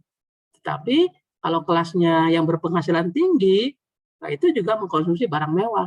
Maka wajarlah kalau dikenai PPNBM sebagai pajak tambahan. Jadi selain PPN, dia juga bayar PPNBM. Jadi ketika Faras membeli Lamborghini Faras, ya, Faras bukan hanya bayar PPN, tetapi PPNBM-nya juga, gitu, gitu ya. PPNBM sebagai pajak tambahan. Artinya kalau dikenain PPNBM pasti ada PPN-nya kan, gitu ya. Tapi kalau misalnya dikenain PPN, belum tentu ada PPNBM-nya gitu ya. Karena PPNBM sifatnya tambahan. Oke, nah ini ada beberapa pertimbangan ya. Perlu keseimbangan beban pajak antara konsumen yang berpenghasilan tinggi dan rendah. Ya. Kemudian perlu adanya pengendalian pola konsumsi, perlu ada perlindungan terhadap produsen kecil, dan perlu untuk mengamankan penerimaan negara gitu ya. Ini ketentuannya. Nah, jadi selain untuk ini ya, ada beberapa pertimbangan ya. Nah, ini prinsipnya teman-teman, prinsipnya PPNBM itu dikenakan 1 kali saja. Kenapa 1 kali? Biar tidak ada double taxation. Ya, sekali saja. Kapan itu? Yaitu ada 2 peristiwa ya. Peristiwa pertama adalah ketika penyerahan oleh pabrikan atau produsen barang mewah ya. Dari pabrik ke distributor misalnya gitu. Nah, itu kenain sekali. Pabrikan yang nanti memungut PPN-nya. Ketika penyerahan dari distributor ke masyarakat ya, ke pembeli, itu tidak dikenai. Gitu ya, tidak dikenai. Kemudian yang kedua adalah ketika impor barang tergolong mewah. Ya, ketika impor barang yang tergolong mewah. Salah satu ya, penyerahan oleh pabrikan, kalau misalnya dalam negeri, si barang mewahnya ada dari dalam negeri, maka dari pabrikan tuh yang mengut PPN, BM. Tapi ketika misalnya impor, barangnya dari luar negeri, ketika barang itu masuk. Ya, sekali saja. Jadi artinya teman-teman kalau sekali saja, berarti barang bekas ada nggak PPN BM-nya? Nggak ada ya. Nggak ada. Faras misalnya mengimpor mobil Ferrari, kemudian mau ganti mau Lamborghini dijual ke saya misalnya Faras ya. Nah Faras nanti ketika mengimpor langsung Faras kena PPN BM. Nah ketika Faras menjual ke saya, ya nggak kena PPN BM lagi karena udah kena sekali. Itu ya. Kemudian prinsip berikutnya adalah PPN yang telah dibayar tidak dapat dikreditkan dengan PPN atau PPN BM yang terutang. Ya sudah, tidak dapat dikreditkan. Artinya hanya bisa menjadi tambahan biaya. Ya.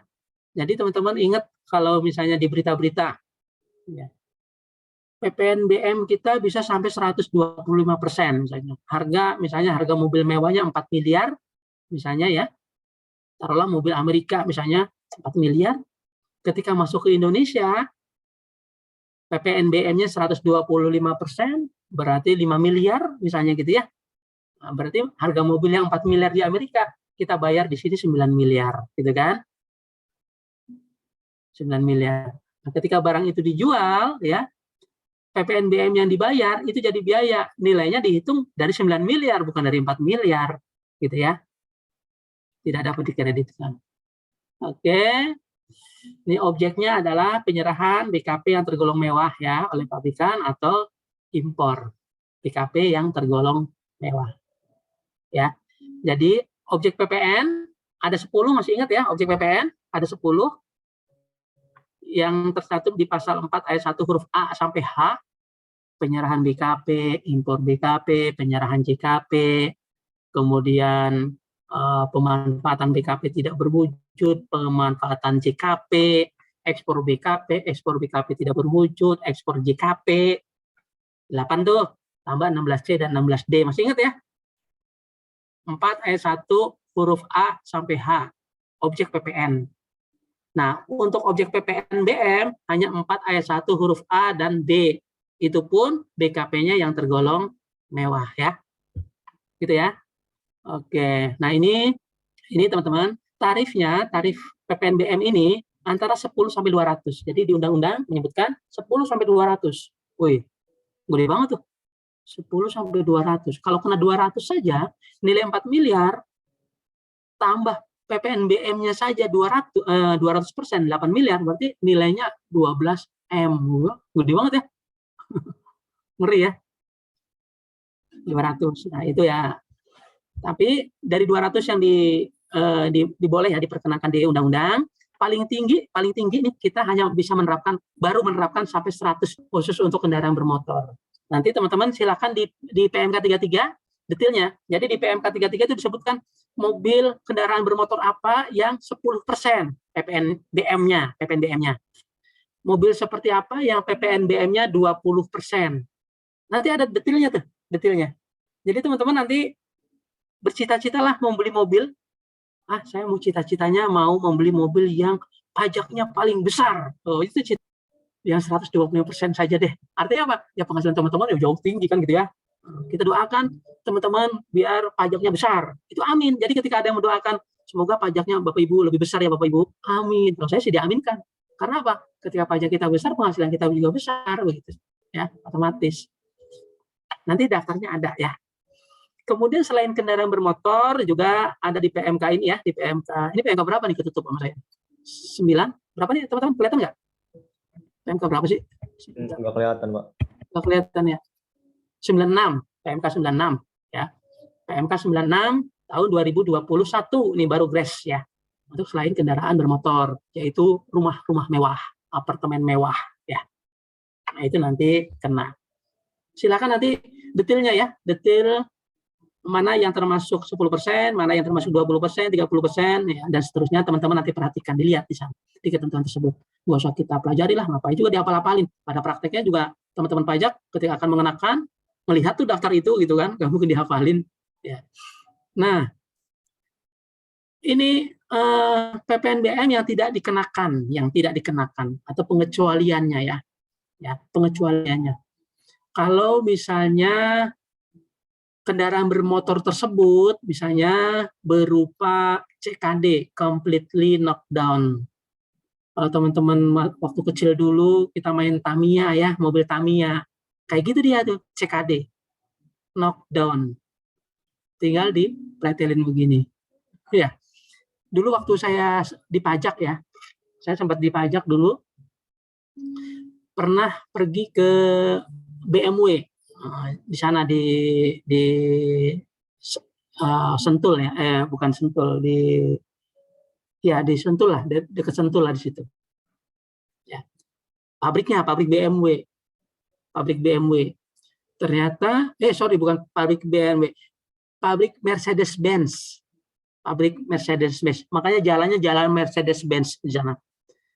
Nah, ternyata mereka itu mengimpor, jadi pabrik itu tidak membuat part-partnya dari kayak gini, dia jadi impor dalam bentuk CKD kayak gini. Ada pintunya saja, ada setirnya saja gitu kan, berupa part-part gitu kan. Nah, ketika saya melihat di pabrik tersebut, sekitar prosesnya itu sekitar 20 menit saja dari part seperti ini menjadi mobil yang siap pakai. Cepet banget itu, pakai robot semua itu. Wih, keren banget ya. 20 menit saja kalau nggak salah ya. Hanya 20 menit saja. Jalan terus. Nah, nanti yang lamanya adalah uji uji kebocoran, uji udara dan lain. Itu bisa sampai 2 hari sampai 7 hari. Nah, untuk benar-benar siap dilempar ke pasar. Dijual, bukan dilempar. Siap dijual di pasar. Tapi proses untuk pembuatannya cepat banget itu. Sekitar nggak sampai setengah jam, 20 menitan. Langsung jadi satu mobil. Nah, ketika PT Mercedes-Benz Indonesia itu membeli part-part seperti ini, belum terutang PPNBM. Ya, belum terutang PPNBM. Kapan terutangnya? Kalau mobilnya sudah jadi. Ya. Kira-kira kenapa ya belum terutang PPNBM? Padahal kita tahu itu akan menjadi mobil. Nggak bisa difungsikan, Pak. Nggak bisa difungsikan. Dan nggak ada sifat kemewahannya ya. Gitu ya. Coba misalnya Faras ke kampus, bawa setir BMW, bawa setir Mercedes-Benz, cuma setirnya doang gitu. Mewahnya di mana kan gitu ya, nggak ada kemewahannya. Beda kalau Faras membawa BMW ke kampus, Faras, pasti kelepok-kelepok tuh para wanita gitu ya. Mewah, gitu kan. Tapi kalau bawa setirnya doang belum ada sifat kemewahannya muncul di situ. Maka ketika impor CKD itu masih tidak dikenai ya PPN-nya kena. Begitu juga sasis ya, sasis tuh. Saya kalau saya pulang kampung ya naik masuk tol gitu kan, saya suka lihat sekali nih orang bawa kendaraan, bawa mobil pakai helm. Ini lucu juga gitu kan. Oh, ternyata itu mau dibuat ininya nih, sasisnya nih. Nah, ini jadi yang disebut sasis itu sepertinya ini teman-teman. Kotaknya bodinya yang belum ada gitu. Begitu juga sama nih ketika diimpor sasis dari luar negeri ini, merek Mercy, mahal banget nih, sasisnya aja udah miliaran misalnya gitu. Tetap itu belum ada sifat kemewahan, jadi ketika impor masih belum terutang PPNBM, gitu ya. Kemudian untuk roda 2 kurang dan sama dengan 250 cc, seperti misalnya Kawasaki Ninja ya, 250 cc. Pada prakteknya itu bukan 250 cc, tapi 249 berapa gitu biasanya ya. Nah itu tidak dikenai PPNBM. Bus membeli bus untuk angkutan 16 orang atau lebih, itu juga tidak dikenai PPNBM. Angkutan barang, walaupun gambarnya mewah kayak gini nih, jelas-jelas kita mau membeli mobil truk, itu juga tidak dikenai PPNBM. Ya. Jadi teman-teman kalau udah tahu kayak gini, biar agak-agak murah nih. Oh, kita beli truk saja deh, misalnya ke kampus. Keren banget ya, beli truk kayak gini ya. Kayaknya asik juga nih kalau saya ke kampus punya mobil truk begini nih, kayak gini keren banget ya. Tidak ada PPNBM-nya lagi, murah kan? Nah, ini tidak dikenai. Ya. Kemudian ada lagi seperti ini, yang dibebaskan kalau ini. Kalau tadi kan tidak dikenai itu artinya tidak terutang, teman-teman. Ya, tidak dikenai artinya tidak terutang. Kalau dibebaskan, sebutnya terutang, tetapi dibebaskan. Nah, karena dia terutang, sementara PPN-nya tidak dibayar ya atau dibebaskan, maka dia umumnya nih menggunakan SKB, surat keterangan bebas, yang harus diminta di KPP setempat. Kalau yang ini bebas, nggak perlu ada SKB karena memang tidak terutang. Paham ya maksudnya ya? Ya. Seperti contoh, misalnya PTA menjual beras. Itu tidak perlu membayar PPN karena non BKP. Tetapi ketika misalnya dia menjual sesuatu yang dibebaskan, misalnya menjual vaksin, imunisasi misalnya gitu ya. Dia agar si pembelinya tidak perlu membayar PPN, itu pembelinya harus punya SKB, surat keterangan bebas. Jadi dia tidak perlu membayar PPN. Begitu juga ini ya. Nah, jadi dulu saya ingat banget ya. Saya ingat sekali dulu waktu saya di Medan itu masih di pajak waktu itu, jadi kepala seksi PPN di Medan Polonia. Saya bekerja di Medan dulu, di Medan Polonia. Di Medan Polonia itu ada segerombolan orang memprotes. Ada demo tuh di Gedung Keuangan Negara. Kalau teman-teman orang Medan tahu ya, di Gedung Keuangan Negara ada di Jalan Diponegoro tuh, ya. Itu kan depannya halaman lapangan tuh. Orang pada protes di situ. Protesnya ke kantor pajak Polonia. Nah, di situ saya tuh yang diprotes. Protesnya apa? Ternyata itu supir angkot, supir sudako gitu ya. Ya, supir angkot ya. Supir angkot ngapain saya diprotes? Orang saya nggak pernah pakai angkot kan gitu ya. Saya pakai motor gitu kan. Waduh, ternyata mereka memprotes kepingin PPNBM-nya dipulangin. Ya, karena dia membeli mobil angkutan kota kayak gini. PPN-nya kan nggak dibayar tuh, tapi karena dia tidak punya SKB, maka dia membayar dulu PPN-nya, kemudian minta restitusi, gitu loh ceritanya. Jadi saya diprotes. Nah, akhirnya saya hadapi. Saya mau wakil-wakilnya ketemu saya.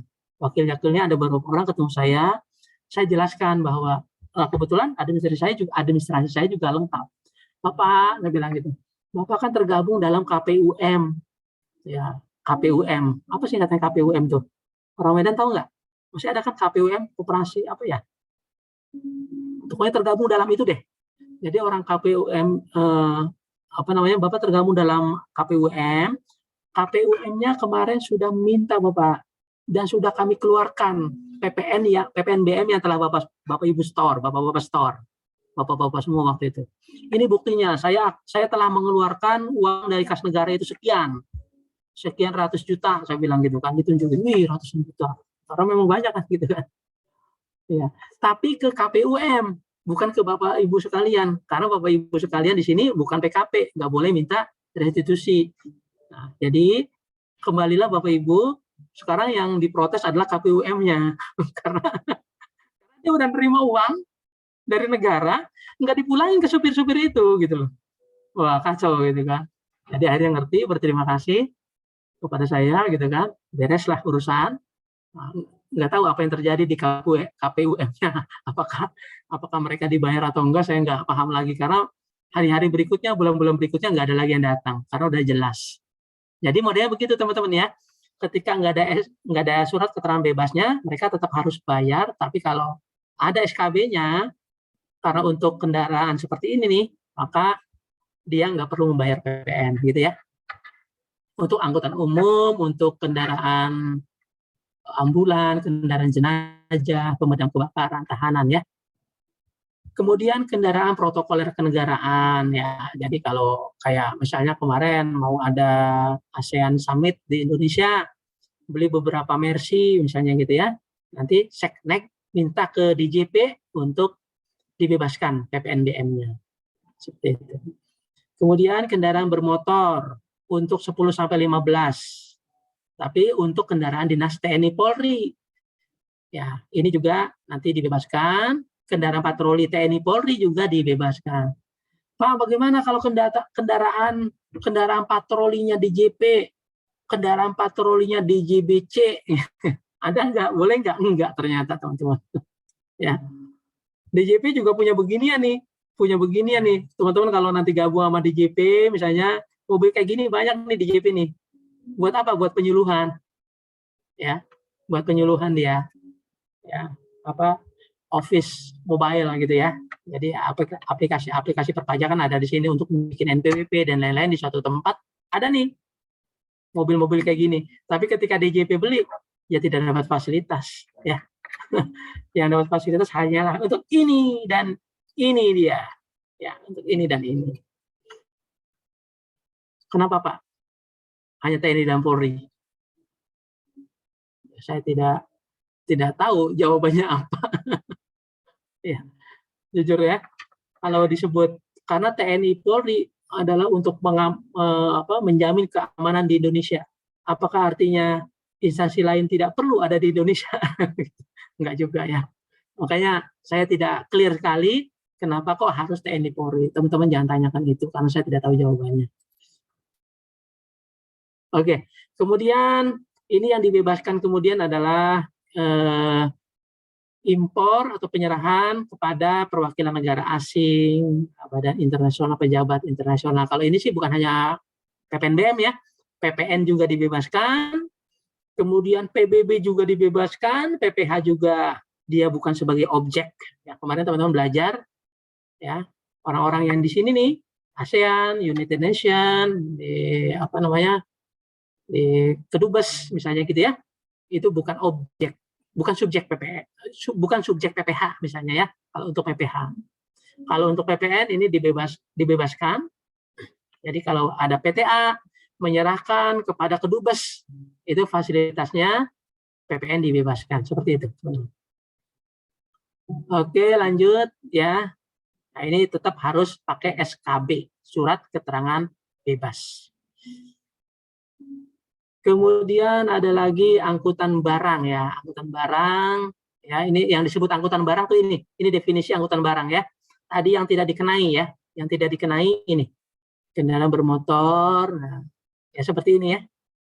Ini angkutan barang, kemudian angkutan penumpang seperti ini ya. Tapi intinya teman-teman plat dasar warna kuningnya. Kalau namanya angkutan umum. Kalau misalnya kayak Grab sekarang ya, ada Gojek gitu ya, taksi online itu ya, sepanjang dia bukan kuning, dia bukan disebut angkutan umum gitu ya.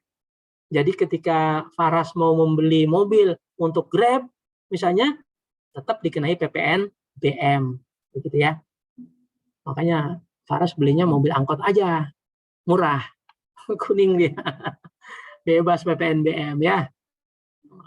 Nah, ini hitung-hitungannya kayak gini teman-teman ya. Mudah-mudahan masih bisa ada sedikit space di otak kita untuk bisa memahami ini. Ya. Latihannya nanti minggu depan deh ya. Ini, cuma ini teorinya sekarang. Ini saya ngambil salah satu contoh. Tadi kan ada dua kasus ya ketika PPNBM terutang di mana, yaitu ketika penyerahan, yang kedua adalah ketika impor. Nah, ini ketika penyerahan nih.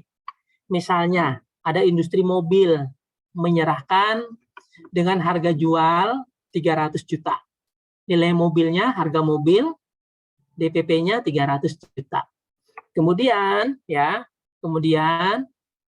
ini menyerahkan ke distributor ya. Distributor akan membayar PPN 30 juta. Distributor akan membayar PPNBM 60 juta.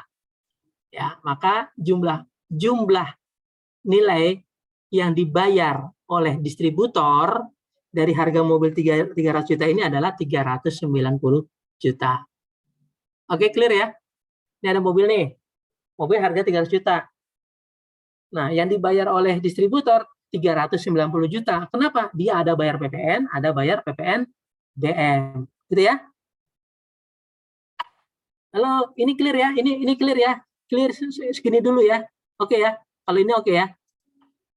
Oke. Nah, sekarang kita lihat distributor. Kita lihat distributor ya. Kita lihat distributor. Nah, dia harga belinya adalah ini, teman-teman nih. Ya.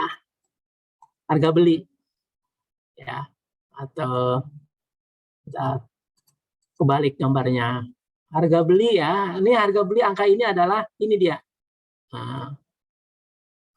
Kemudian ada PPNBM adalah ini. Nah, loh Pak, katanya PPNBM cuma dikenain sekali, Pak. Ketika penyerahan dari pabrikan. Iya. Nah, PPNBM ini teman-teman kalau teman-teman perhatikan jadi masuk unsur harga pokok. Tambahan harga pokok, tambahan biaya. Di sini ya. Jadi harga belinya 300 ditambah biaya PPNBM 60 ditambah margin laba misalnya yang diharapkan setiap mobil ini 20. Maka DPP-nya harga jual 380.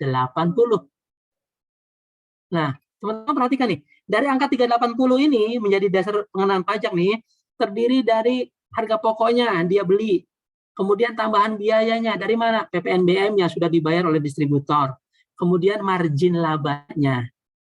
Ya, ada kelebihan 80 ya. Oke ya. Nah, maka ini menjadi HPP.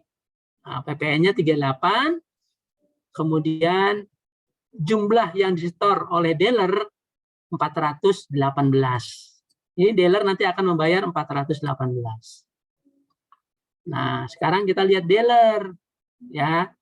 Nah, harga beli dealer adalah di sini. Nah, di sini ya. Nah, di sini. Nah, teman-teman perhatikan angka ini kan ada PPNBM-nya di dalam sebagai masuk ke dalam unsur biaya ya. Begitu ya, teman-teman ya. 380 ini. Ada unsur marginnya dari distributor di sini kan. Nah, sekarang margin dealer nih 20 juta juga deh misalnya untuk satu kendaraan. Maka harga jual mobil tersebut menjadi 400 ya. PPN-nya 40. Jumlah yang dibayar oleh konsumen menjadi 40 gitu loh. Nah, teman-teman dari harga jual dari pabrikan segini, yang dibayar oleh konsumen adalah sekitar sekian ya kan gitu kan. Gitu loh. Karena ada pajak-pajaknya di situ ya. Nah, sekarang kita coba cek PPN yang harus disetor oleh distributor, teman-teman. Berapa PPN yang harus disetor oleh distributor? Atau sebentar sebelum saya membahas pertanyaan itu, teman-teman di sini coba perhatikan. Di sini ada PPN BM 60 ya. Ya, ini adalah biaya. Ya, biaya dari sini. Ya, di sini juga sebetulnya ada PPNBM 60 yang masuk ke dalam harga barang ya. Nah, pertanyaan saya nih, ini si dealer atau distributor ya, ada membayar PPN 30 nih. Kok 30 nggak masuk ke sini, teman-teman ya? Tuh, mana ada angka 30-nya? Kemudian di sini dealer membayar ada 38 nih. Kok 38 nggak menjadi harga jual ya? Kenapa tuh teman-teman? Karena PPN bisa dikreditkan, Pak. Nah ya, karena PPN bisa dikreditkan. Nah di sini coba teman-teman ya, si distributor misalnya memungut 38. 38 nih uangnya siapa? Halo, uangnya siapa nih? Uangnya siapa nih? 38 ini? Dealer. dia memungut uangnya dealer 38. Yang disetorkan ke kas negara berapa? Apakah 38-nya? Enggak, PK Enggak. PM. Nah, ini 38 ya, yang disetor ke kas negara ada 38 ya. Dikurangi dengan jelek banget tulisan saya nih. Aduh, ampun dah. Dikurangi dengan 30 ya. Gitu kan? Dikurangi 30. Jadi hanya 8 juta saja yang disetor ke kas negara. Nah, ini 8 juta ini memang uangnya si dealer. Gitu ya. Jelek banget tulisan saya, malu ah. Gitu kan. Nah, begitu juga ini si dealer membayar 38 ya, 38. Sementara si dealer nih 38 nih, dealer memungut 40. Bukan 40-nya yang disetor ke kas negara, tetapi cuma 2 juta ya. Nah, oleh karenanya teman-teman tidak akan melihat di sini 38-nya ya. Teman-teman tidak akan melihat di sini 30-nya, tapi PPNBM nih masuk ya. Karena biaya tidak boleh dikreditkan. Begitu ya, teman-teman ya. Oke, ada pertanyaan sampai sini? Materinya kita cukupkan dulu, nanti kita minggu depan kita coba latihan ya. Latihan. Saya bertanya, Pak. Iya, silakan Dimas. Jadi konsep PPNBM ini nggak ada PK kurang PM gitu, Pak? Nggak ada. Kayak PPN gitu, Pak? Nggak ada. Ya. Satu kali aja itu ya, Pak? Satu kali, ya, dikenain di sini dibayar, di sini ya, di sini dibayar. Nah, ketika sudah dibayar, kan nggak boleh dikreditkan. Rugi dong si pembelinya. Tidak juga. Tidak rugi, karena apa yang telah dia dibayar masuk melebur menjadi harga jual, jadi tambahan biaya gitu. Berbeda dengan 830 ini PPN nih, itu bukan menjadi tambahan biaya, tapi dikreditkan ya. Karena PPN boleh dikreditkan. Kalau PPNBM tidak. Gitu Dimas. Siapa? Terima kasih, Pak. Iya. Pak, izin tanya, Pak. Iya. Itu kan tadi kalau misalkan dia tipikalnya angkutan umum, dia dapat surat bebas PPNBM itu ya, Pak? Bisa direstitusi ya, Pak? Iya. Berarti kayak contoh Silverbird ya, Pak? Kan dia armadanya itu kan Alphard, Mercy gitu ya, Pak? Sedangkan dia berplat kuning juga kan, Pak? Berarti atas setiap armada yang dibeli sama Silverbird itu semuanya dibalikin, Pak, PPNBM-nya? Betul, kalau dia sudah bayar PPN. Tetapi kalau dia sudah punya SKB, dia nggak perlu dibalikin. Jadi gini, SKB kan surat keterangan bebas ya. Jadi ketika misalnya perusahaan taksi tadi mau membeli Silverbird gitu kan ya, bukan Silverbird dengan nama merek, mau membeli Alphard misalnya gitu ya, kan Alphard dia banyaknya Alphard sama Mercy.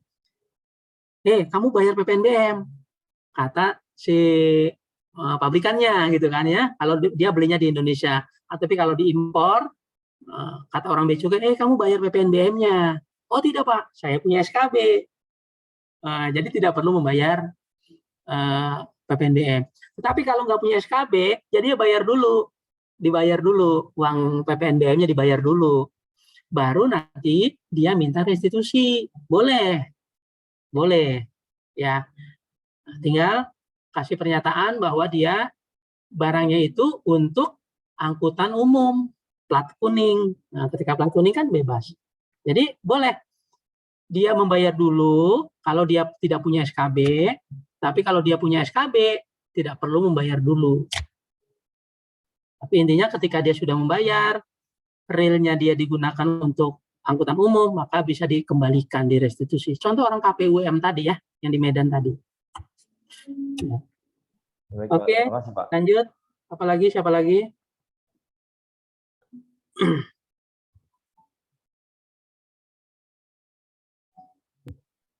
Izin bertanya, Pak.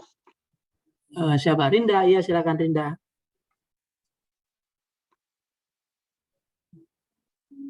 CKD sama CBU itu beda ya, Pak?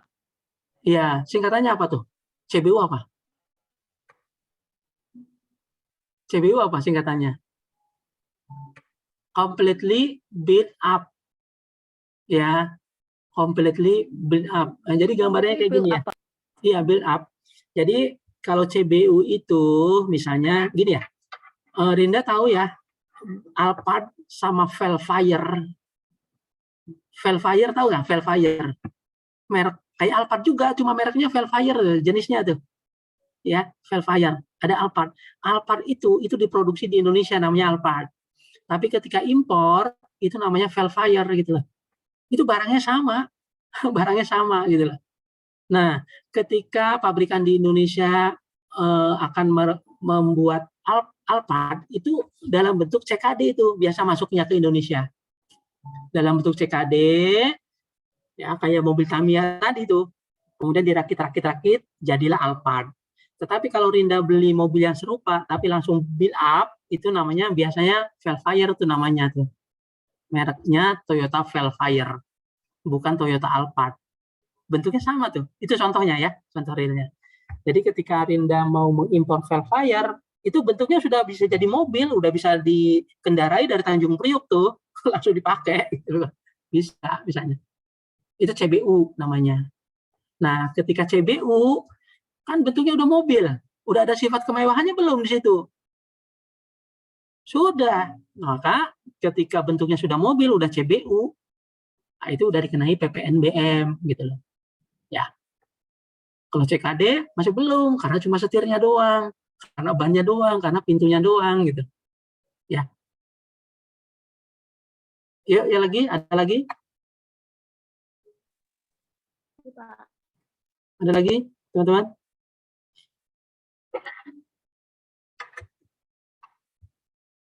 Kalau nggak ada, udahan ya kita ya. Udahan ya. Oke, teman-teman, nanti pertama saya tunggu tadi pertanyaan tadi itu. Pertanyaan yang fresh from the oven itu. Dijawab dipakai Word aja deh, biar gampang dikumpulin di Alif hari Senin. Dan kemudian nanti mungkin di weekend saya kasih soal-soal latihan untuk teman-teman jawab. Nanti tidak perlu dikumpul, ya, tapi teman-teman jawab. Nanti saya akan tahu yang sudah menjawab atau enggak. Karena nanti saya akan pakai wheel of name. Wheel of name itu nanti teman-teman jadi pakai roda berputar. Roda berputar, misalnya gini, roda berputar gini ya. Jadi teman-teman nanti punya kesempatan yang sama nih teman-teman, misalnya gini, mana roda berputar. Ini wheel of name. Misalnya gini ya. Nanti akan saya pakai ini nih teman-teman. Nah, di sini misalnya nanti akan teman-teman nama-nama teman-teman ada semua, saya tinggal siapakah yang akan menjawab soal nomor 1? Oh, si ini misalnya gitu ya. Jadi teman-teman punya kesempatan yang sama. Jadi janganlah saya nggak usah jawab deh, belum tentu saya harus menjawab, nggak boleh begitu ya. Upayakan nanti jawab semua. Nanti pertemuan ke-7 kita coba akhiri dengan wheel of name sehingga nanti kita pembahasannya bisa enak.